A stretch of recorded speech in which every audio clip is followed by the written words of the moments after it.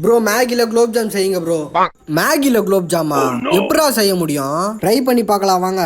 அதுக்கு first Maggi packet எடுத்து இந்த மாதிரி நொறுக்கிக்கோங்க. இந்த மேகியை சமைச்சு சாப்பிட்றதை விட அப்படியே சாப்பிட்றது தான் நல்லா இருக்கும்ல. அந்த மேகியை ஒரு மிக்சியில போட்டு அரைச்சி இந்த மாதிரி மாவா ஆக்கிக்கோங்க. இப்போ அதில் கொஞ்சம் தண்ணியை ஊற்றி இந்த மாதிரி பிசைஞ்சதுக்கு அப்புறம் நம்ம வீடியோவை புதுசாக பார்க்குறவங்க லைக் பண்ணிட்டு சப்ஸ்கிரைப் பண்ணிட்டு பாருங்க. இப்போ அந்த மாவை குலோப் ஜாம் சைஸுக்கு உருட்டுனதுக்கு அப்புறம் ஒரு கடாய் ஒன்று எடுத்து அதில் கொஞ்சமா எண்ணெயை ஊற்றி நம்ம உருட்டினதை எடுத்து எண்ணெயில போட்டு பொரிச்சு எடுத்துக்கோங்க. ப்ரோ இந்த மாதிரி ப்ரௌனிஷா வரணும். நான் மேகில வராதுன்னு நினைச்சேன், பரவாயில்ல வந்துச்சு. உங்களுக்கு ஸ்வீட் பிடிக்கும்னா கமெண்ட்ல சொல்லுங்க.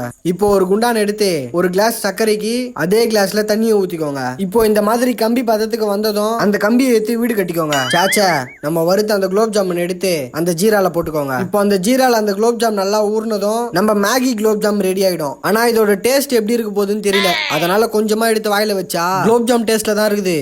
கொஞ்சம் ஊறி இருந்தா நல்லா இருக்கும் போல, ஆனா நல்லா தான் இருக்கு.